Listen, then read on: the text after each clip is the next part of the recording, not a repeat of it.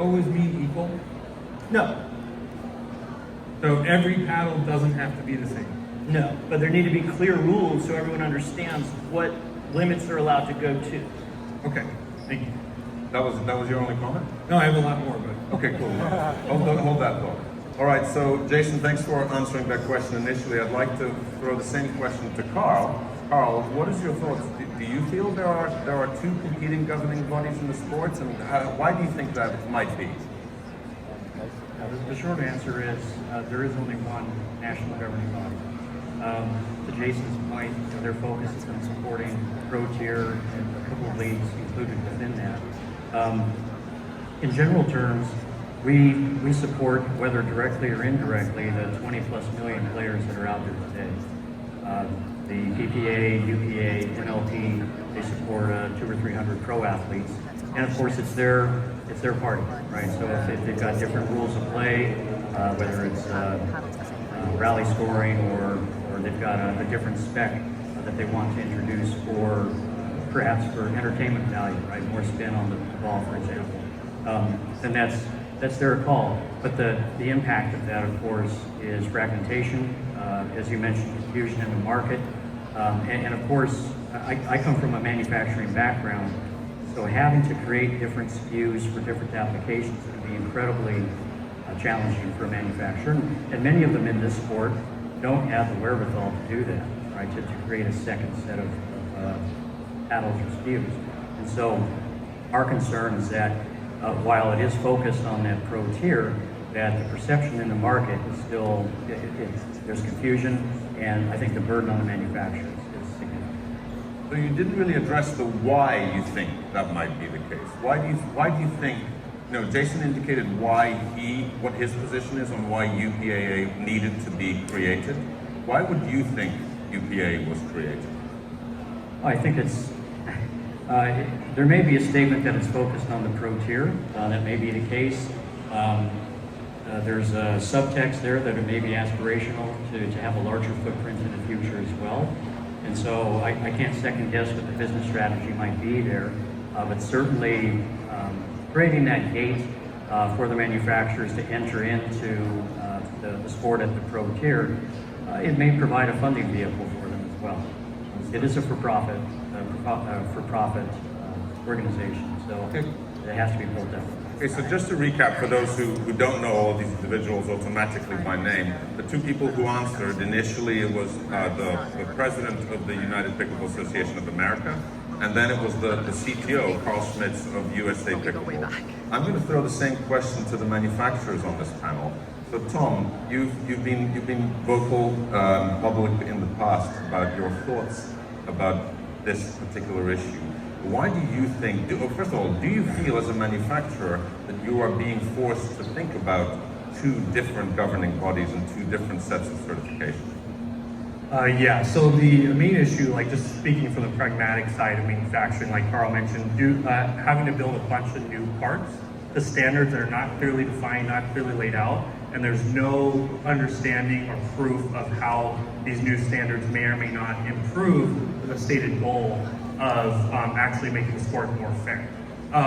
And that can be, the idea of making the sport more fair can be achieved through two major paths. One is, let's do it technically, which is, let's say, like the purpose of the labs. And let's make sure that, it's not too much power. And let's try to do that in better ways, like dynamic testing. I don't want to get into the technical side, that's a big rabbit hole. And then the other side of how you can make the sport more fair is via the organizational aspect, like the operational aspect, the non-technical aspect. And one of the primary issues we face is even if the technical side was perfect, the organizational side is absurdly imperfect. Talking like things like conflicts of interest, you have, there's a claim demarcation between, let's say, PPA, MLP, and UPA-A, and it's clear that that demarcation doesn't exist. That means that, hey, we want more fair standards, we want to make sure that there's a clear playing field. However, if there's things we need to do to maybe like sign a new manufacturer or get a new contract, hey, yeah, we'll get some special treatment to the people paying us the most money.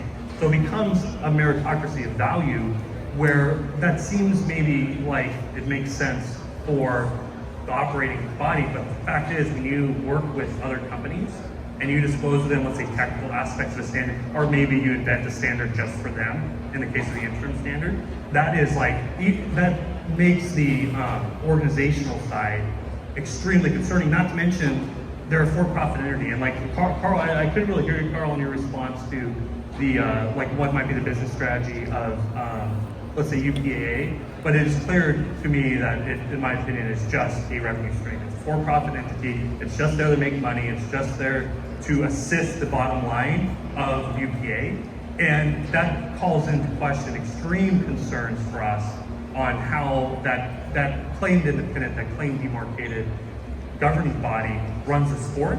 And on top of that, early on, there was extreme technical concerns. I wrote this like insane letter and detailing all these technical concerns, and the claim of, oh, we're only here, UPA is only here.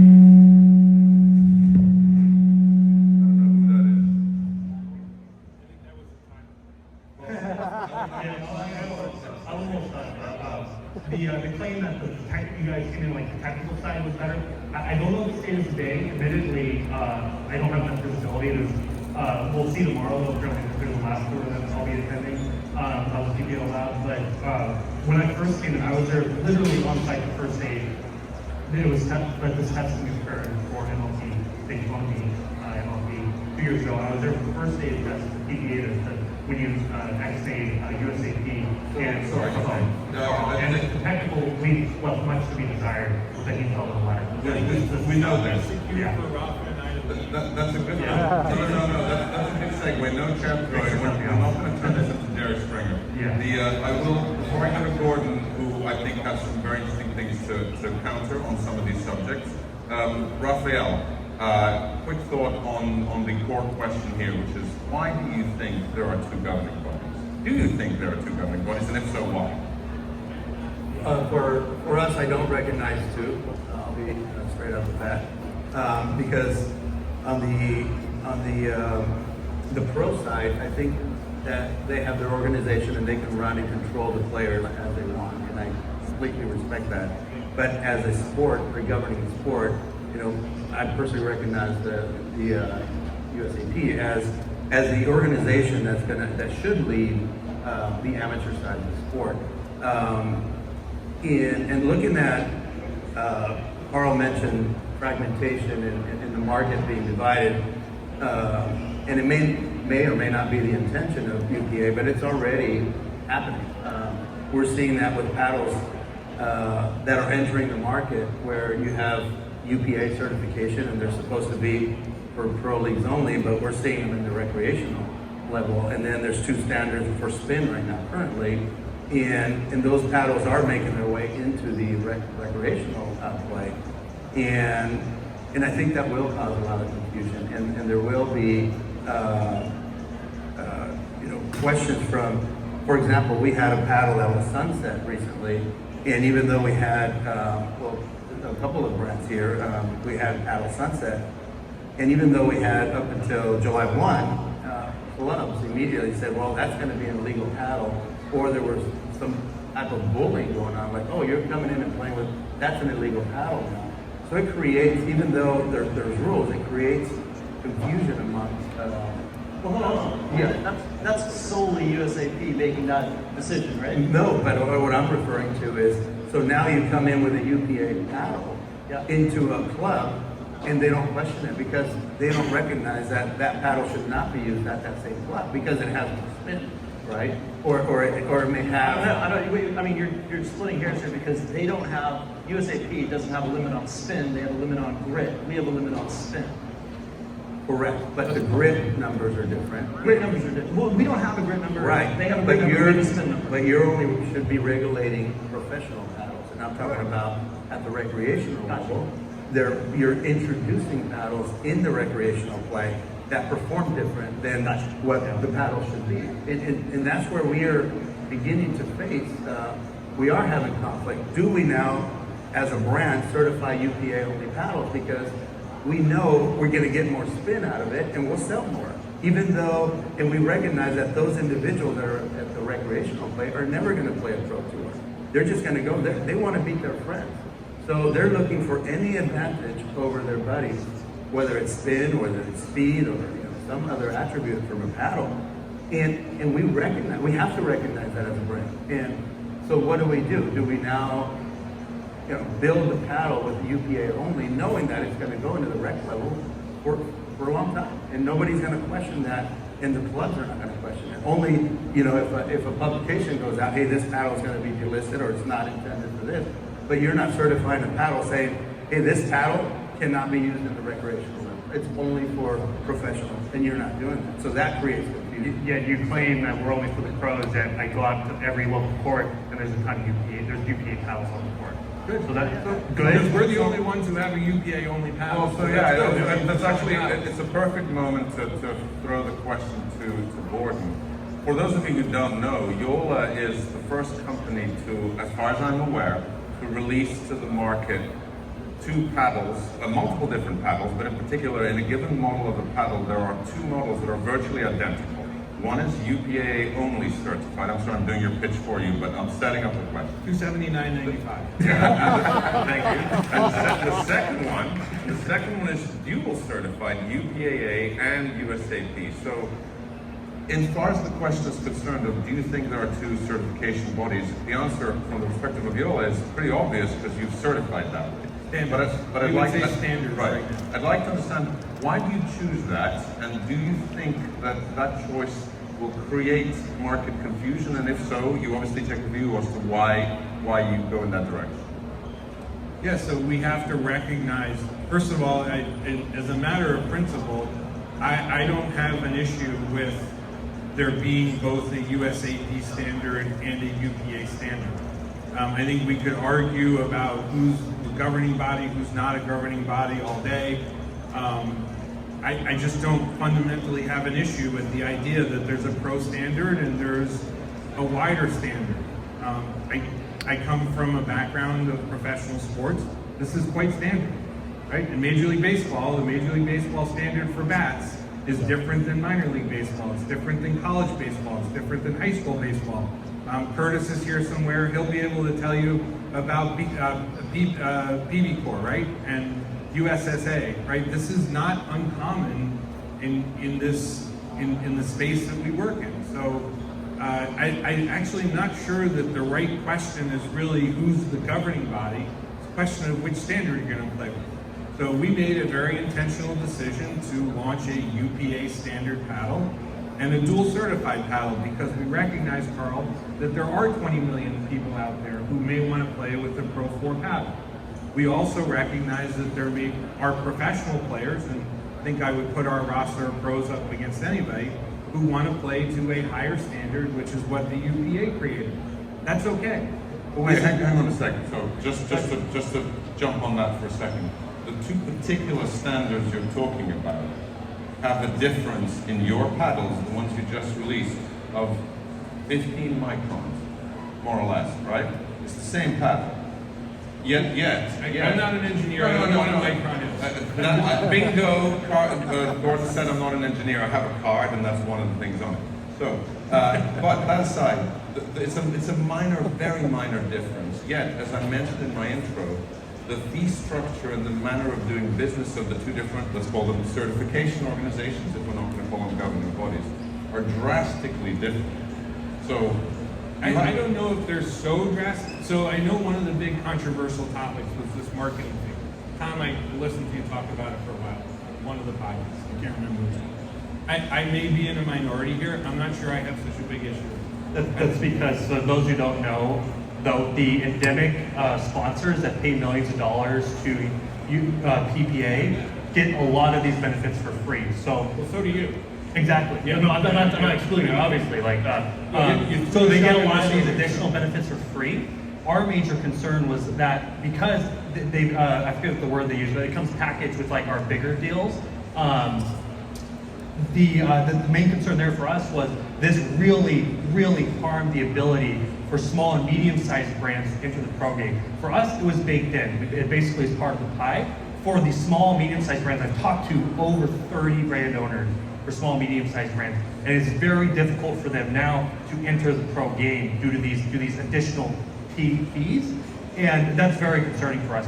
And talking to you and talking to the CEO of UPA and the CEO of UPA-A, they explicitly told me that, hey, we don't want to deal with a ton of brands. We want to only deal with like 10 or 20 brands. We want to deal with the guys who are here to pay, here to play, and not deal with all these small little chintzy brands. And that's concerning for us because we were that small chintzy brand 10 years ago. And the idea to like limit competition through literally like ancillary fees that are particularly targeted to harm smaller brands to participate, that's a huge concern. I don't necessarily disagree with that as a premise, but this is a professional sport. There are players, I saw somewhere that Annalise making over $2.5 million a year. Is that true? Probably a lot. Yeah, probably a lot more is what Jason said. This is a professional sport. This isn't players playing in their basement. This isn't me playing at the Yes, Miami but Beach. alluding to Okay, limited competition is but not going fair. back to the subject of fragmentation of the market and creating confusion, this is really what it's about. Whether it's intended or unintended, you're doing it now, right? With having a paddle that is UPA only certified, but it's being sold into the amateur ranks. And that is going to create confusion. That's number one. Then number two, on BB Core and PB Core and what do you guys PEF. And PEF, which is basically the same test. The biggest difference is, and that's for both the USAP and UPA-A, it's only a standard for pickleball. But in BB Core, correct me if I'm wrong, it is actually an ASTM standard, which is very different. Because an ASTM standard is now something that's set by, usually, it's governed. Am I incorrect on that?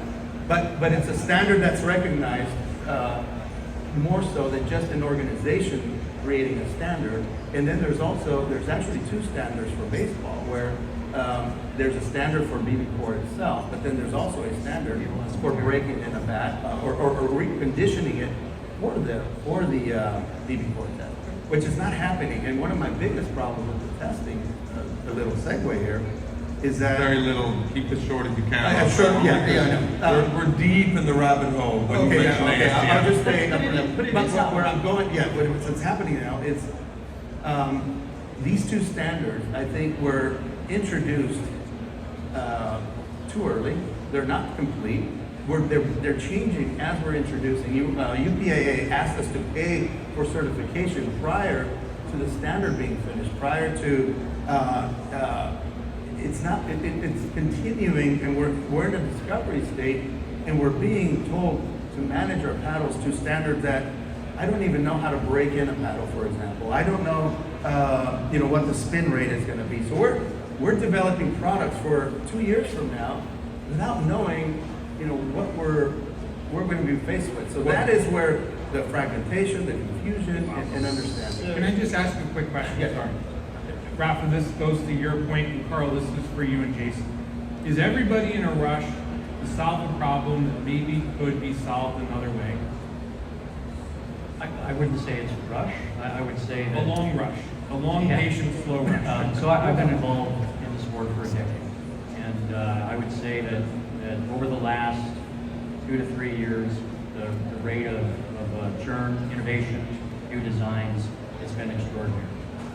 It certainly has put pressure and quite a bit of focus on development of tests to help bound spin, to help bound power. When we looked at the introduction of the first power paddles in Q4 23 and Q1 24, we started research in earnest development because the market was telling us it's too fast. This is bad for the game. I have phone calls from Jason in his previous role to say, when he had left a media event sometime in March, and there were concerns for some new paddles that were coming out that were much faster than anything we've seen before. And so I'm quite proud of the rate of development for us to get this under control. That said, the manufacturers over the last 10 years have always said, make no sudden moves. Make no sudden moves. Because for design development, for managing inventories, for consumers being able to use the paddles for a reasonable length of time. That said, addressing this issue, this concern for power, had to be done much more quickly for a number of reasons. So the short answer is, yes, there's a lot's happened in the last 18 to 24 months. I believe we responded quickly but carefully with quite a bit of research, quite a bit of enrollment of the manufacturers, so they had considerable input during that year, that 2024 timeframe. Really pre-NPRMs or notice of proposed rulemaking.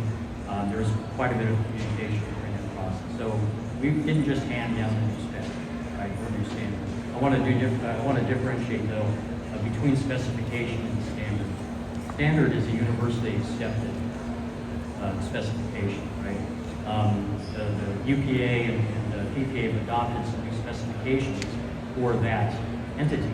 I would not call that a standard. There's a subtle difference. So, to pull back a little bit higher level, Rafael dove in a little deep on some stuff that even I don't necessarily know what all the acronyms stand for. But I would like to pull back to this idea of confusion in the market and professional play versus amateur play. And I mean, it occurs to me, not just as a manufacturer, but also as a consumer, that it's interesting. I've heard the argument of, oh, this is for the professional game a number of times. But if something is for the professional game, I think of that as like a Formula One race car. Not only can I not afford to buy it, but I can't actually drive it on the road. Whereas the thing about the professional standard of paddles is it's not really a professional standard, because it's a standard that consumers want to buy and will buy if it's available. So I guess my question is here, how can we claim that this is just about the professional game, when in reality these paddles will, as some people have alluded to, almost immediately make their way? Would you consider, for example, Gordan, would you consider as a high-profile visible manufacturer in the space who has clearly stepped in the UPA-A direction in a major way, would you consider, for example, never selling UPA-A certified paddles other than providing it to pros only? We considered it. We talked about it, and actually the UPA model is not on the market right now. That is only being used by our pros right now. Right now, we You have the Gen 3s that are on the market with the UPA-A. 3S. Yeah. But you do have UPA paddles on the market. We do. We have UPA paddles only on the market because of the performance standard. And that was also before PB Core came out, before Carl and the team at USAP came out with PB Core. So it was an alternative that we considered. The reality is that people want to play with what the pros play. A lot of people. But by that, sorry, one sec, Jason. But by that, you are right? But by that logic, this standard is not about pro play. This is about selling paddles. I don't know why you're clapping. No, it's not. I mean, it's a question. You're clapping to a question. To be clear, I know. What time is it? I understand why people might clap, but to be clear, I don't think you're going to disagree with that, right? This is about selling paddles. Here what I would say is that if the limits were higher, right? If we allowed faster play, because we know everyone's chasing power, right? We have brought the power down below USAP's level, right? If it was higher, then I would absolutely say You can make that statement, but there's no evidence to indicate that on the power number. You can make that claim, but our the testing is deflection not number is low. tied to that. Our deflection number on site is 42. Well, yeah, but you're doing just a different deflection test. You're doing the inverse of testing. I don't want to get into technical. Tom, stuff. let me ask you, does that go for both UPA and USAP? Is that argument all valid that neither of their tests are valid? No, I'm not saying they're not valid. I'm just saying there's no way to compare UPA to USAP yet. There's no way to compare PPL to element standards yet. Of course you can. It's not well defined. You can. Dude, like I have a lab. It's not well defined. Trust me. Round robin testing hasn't even secured. Round robin testing has not even occurred on equipment to prove that. So no, it's too early to say that. We still have to say that. Sorry, but is that true? Is that true? You cannot compare that. It's a new standard, yes. Like it's a new equipment. It's a new standard. There's a learning curve all manufacturers and to the people setting the standards themselves be able to understand and testing up. Like, for instance, so you guys should know this by now, but we found lines of code that were doing the math wrong in the ADC specific equipment. That's a problem. That's a bug that needs to be worked out. It'll be a while before all these bugs are worked out. So we can actually be like, oh yeah, this standard does this standard does this. So it's way too early. Like, do not appreciate the high level proliferation of our standards better than theirs, because you can't prove that, and B, like, in many cases it's just not true, right? Like from our, let's just say our current testing that current results we've seen. And that is precisely Sorry, why I still haven't gotten an answer. Like, maybe it's not my rule. I didn't read the rules for this. So, do both standards, do either or both standards from a technical engineering standpoint, this is for both of you, accomplish what the two organizations want to accomplish, which from what I can perceive is not slowing yet. the game down? Not yet. Not yet, because I believe They're the still- key difference. I mean, it's not even fully The implemented. lab Yeah. test is different to the field test. That's a serious Well, issue. different question. that is one problem. The other problem is the standards have not been set yet. They're still learning. We're still figuring out. There's different structures out there that you need to correlate material structures and different ways of manufacturing. You have to bring every single type of paddle that's being manufactured out there and test it thoroughly and understand the behavior of each paddle, each structure, each material with both of the equipments and do a lot more work. And you can't just say, okay, this is the standard because we're going to develop products. You're saying we're going to develop around it. We're not developing around it. We're just developing new products. It's our job to not allow people Sorry. to develop. I'm sorry to cut things short. We have 5 minutes left. Okay. Well, Keep a little going. over four. Stay We keep can't keep going. going here. But let me ask one quick question to Ruth. It says 4 minutes down the timer, or maybe that's until 10. We're good. We got a good number for 5. Yeah, you're right. We got a bit more time. I'm sorry. baseball. Okay, let me try and feed things to some kind of a conclusion. And this is, I'll start with Carl. The question is, I want to talk about fixing things. So going forward, Carl, do you think that these two entities, USA Pickleball and UPA-A, or let's be more precise, these two types of standards can coexist, or does one of them need to go away? I think they should merge, frankly.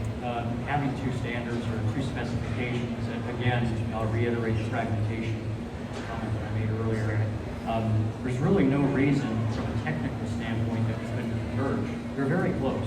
They're both based off the same ASTM standard, and we use the same cannon. We use a holeless ball to reduce variation. We use a different speed. So that's where that's where they're not the same. You can't say that yours is better. But short answer is yes.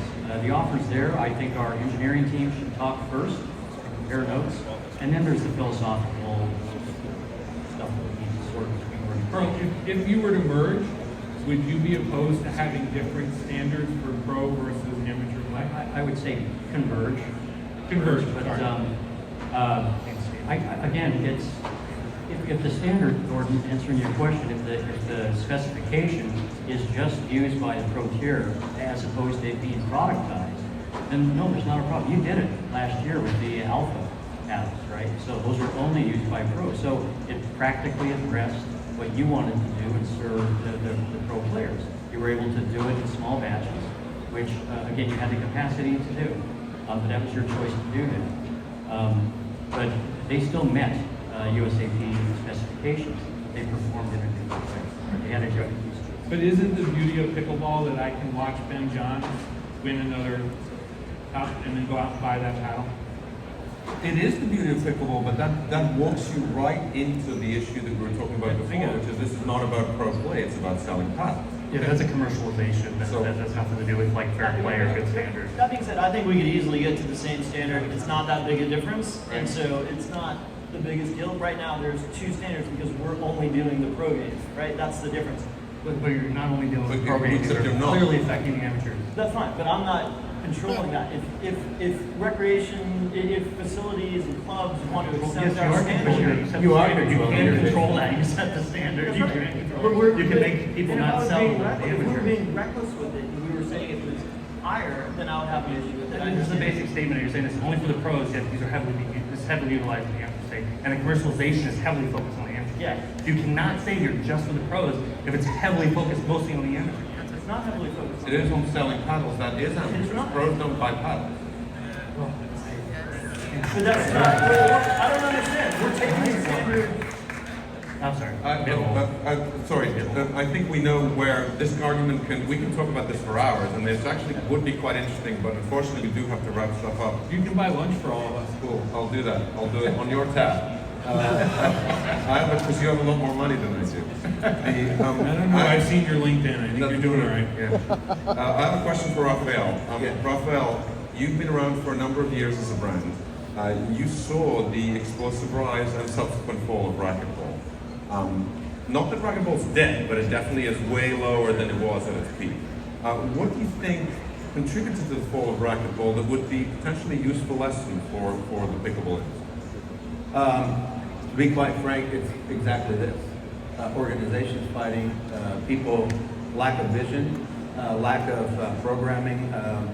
They also had an Olympic dream, so a lot of focus was on the Olympic dream versus continuing programming at the grassroots from supporting the racquetball facilities like clubs, programming for the clubs as well, and feeding, continuing that influx of new players. I mean, they lack that.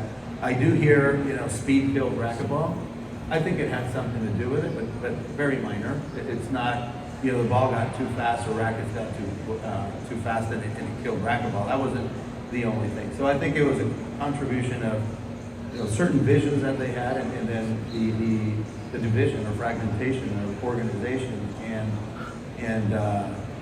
even brands. The brands, that was a big thing actually, where brands got so involved, they put so much money into the organizations that they kind of had to do what the brands were dictating because they owned them essentially. So that was a huge factor into. In one example, there was a brand who patented a racket that was 22 inches, and they convinced the organization to allow this paddle. And what did that do? That kept every other manufacturer out, because then they had, if you wanted to make a 22-inch racket and compete, you had to pay royalties to that manufacturer. So you have to be very careful with, in particularly what's happening now, because if there's a lot of infighting and there's lack of control and lack of vision, investment goes away. You're going to say, hey, why do I want to invest in that sport? It's trouble. I'm going to take my money elsewhere, right? And continue this. So that's, from my standpoint, from racquetball. Jason, I have a question for you. It was touched on briefly, but I want to understand a little more about your perspective on this. Consumers know and reviewers know, there are some reviewers who are right here, that there are a lot, and retailers as well, there are a ton of paddle brands out there, which can make consumer selection quite complicated. From your perception on the pro side, do you think there are too many paddle brands? And does this make testing and certification much too complicated for you? You're asking on the pro side of things? I'm asking on the pro side. Yeah, we've seen 35 paddle manufacturers in the pro base, so it's very controllable. Okay, understood. And one extra question. I'm not sure to what degree you can comment on this, but since there's lots of questions that are often asked about the relationship between UPA-A and UPA, because USA Pickleball obviously has their perception is that they're an independent organization. The perception of UPA-A is that it's not independent from UPA, and it's not just because they share 3 out of 4 characters in the name. Could you comment on who owns and controls the UPA-A? You're obviously the president, so you're a significant figure. Yeah. So from an ownership organization, we fall under the UPA. From an organizational standpoint, I don't report to anybody. I report to the board. You don't report to Connor? I do not report. You don't. I do not. That's clearly that's not true, but you can say that. Are you telling me I'm a liar? No, I mean, look, to I'm be clear, saying, no, Tom, yeah, I don't- no, to be clear, it's quite possible that the organizational structure of the UPA-A does not have a direct report between Jason and Connor. I think the question that Tom is addressing in some aggressive way, but that's fine, because, you know, we're here having a free-form conversation. I was there, that's all. Is that there has often been instances where situations that paddle companies and or the broader general public might raise that are UPA-A issues are sometimes responded to by the UPA itself. Like what? I mean, I guess the most pointed example that I can think of, but perhaps other people on the panel could help me, is when letters are written asking UPA-A for comment. This is, I'm talking about the situation that happened in December, when people were trying to understand what would happen with the future when your new standard would come into being. And even though letters were written to you, it was Connor Pardo who chose to respond to them. It was the letters from Tom. Yeah. So No, that was like, that dragged a lot of people into that that was a conversation. group Yeah. factor, that was. So There was one earlier that That Connor was like responded. September. Yeah. Yeah. The December one was a group It's not, to factor. be clear, it's not a trick question. I was simply trying to understand a little bit more about the relationships between, because UPA-A is quote unquote independent. Yeah, so Yet, of course, the so ownership I think, isn't. let me get it. So I think that it's important that we are independent. And I feel very good about the way we act internally, and I know that my relationship with Connor and the executives at PPA and MLP, but I recognize that we need to move towards an independence, being a nonprofit, and I think that will bring a lot of confidence in the system. So we're happy to move towards that. We've said that we would do that this year, and we are actively taking steps to do so. So no issues there, and that will change the structure completely. Up till now, it's helped us with funding, be able to invest almost $2 million into the system without having to rely on the paddle grants to pay for that. So We are paying for that, sponsorship. We paid for the lab, we paid for UPA to exist. Well, We are the there's a revenue separation, again, there's a separation. I understand that it's connected, but we'll move to an independence, right? And then that you know, that flow of money will have to be recognized through a testing. We would love if you go to the profit. Jason, because we I'm sorry, understand the did line. you say you guys are gonna be nonprofit? Yes. Why would you do that?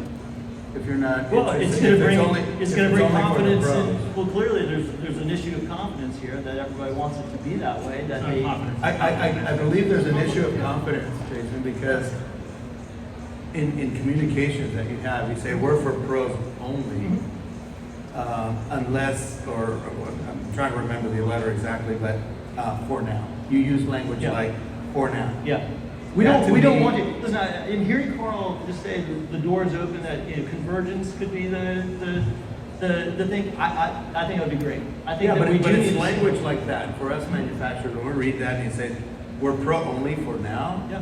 and now you're saying we're going to go nonprofit, which are things that we said, you know, in order to be recognized, you want to be nonprofit. But if you're going to focus only on pros, that to me just says, no, we're not just doing the pro games. We're going to expand beyond it, and we want to maybe I'll stick take by this. control. I'll stick by the statement that Yeah. for now we're just doing pro. We're going to go move towards a nonprofit organization. What could be an instance where it's not now, for now?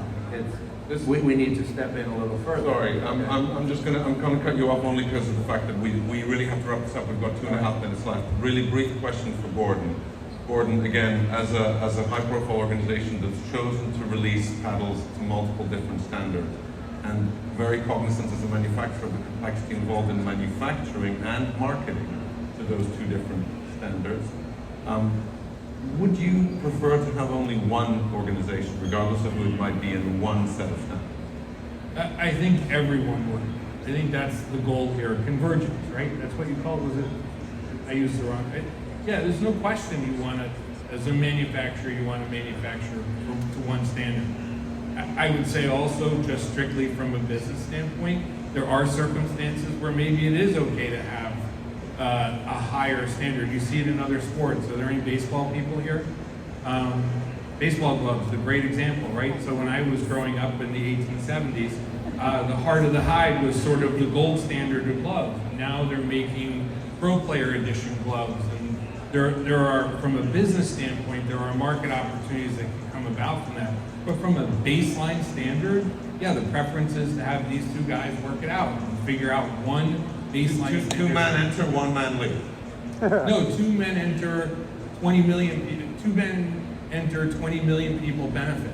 That's a very good way of putting it. That's I the mean, end game. as I was saying at the beginning, that's why we're all here. We're all here to fix this, right? Not to fight. Wait, I just want to point out a controversial question. You get like applause from everybody. I make this great grand statement, and one person. I got to whoop. I did get a, that is worth the trip. I got to whoop. You know, as I think we all realize, given what's been going on for the last 8 years in this country, that's the nature of political discourse as well as social media here. But Yeah, in any case, I'll just finish the thought. No, I do mean that sincerely. Like to Rafa's point earlier, everybody knows about the sunsetting of the PPE. Not many people know about the sunsetting of the mods, let's be honest. But the number of times I get an email or phone call or a text from somebody saying, oh, I'm so upset because they call me a cheater, right? That's the perception is, Rafa, it's a cheater paddle, right? Correct. You're not a cheater. You're just playing with a paddle that doesn't meet the PB Core standard. So if there is one standard, that's, well, you're laughing. Maybe you are a cheater. I don't know. Shouldn't have taken the lacrosse ball to the surface of the paddle. I think having one global standard is absolutely the right thing for everybody in this room. on that note, I want to give Tom an opportunity to say one more thing, because you've obviously had lots of issues with some of the answers that were given. We have very little time left, so any last closing thoughts that you might have? Yeah, I mean, and this is to be the concern of the sport, but it's our major concern as Selkirk. It's this family business. We own, like, we run the company ourselves. We don't have any outside investors. We don't have any, like, these prongs and nerves, like, making us just go for the bottom line. Our concern is 20 years from now. And one goal of my brothers and I before we die is we want to see our paddles in the Olympics. We want to see pickleball in the Olympics, let's say. We cannot do that with the standard, the current fragmentation of standards. Long term, we have to have the unification of standards. We can do that via objective academic means, which is great. So, however, the current political aspects of this, of we're just doing this for the bottom line, this is a commercialization test scheme, this is the revenue we need to survive, that is going to crush our sport. These been here a while. There has not been major issues until two hedge fund managers came in and tried to monopolize the sport. That is what broke. That is what caused this drama. And what we want to do is, like, we want to hand this company down to our children. Me and brothers, we all have kids. We want this to be a multi-generational business. We do not want to go the way of racquetball and to be crushed via conflicts of interest and infighting and literally regulatory capture. We have to unify and go in one direction. That cannot happen if the bottom line of the investor, the intention of the investor is just to make money at by whatever means necessary that will crush our sport. And that is an existential threat to our sport. The biggest threat to our sport right now is literally private interests putting the industry in the wrong direction.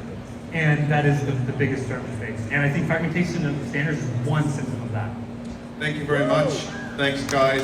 Listen, I think we're going to wait. I'm going to hold that thought. I think clearly we need to do this again, and we're going to do it again, and we're going to bring out Dundon, and we're going to bring out Kuhn, and we're going to have a lot of fun talking about profit motive in this business.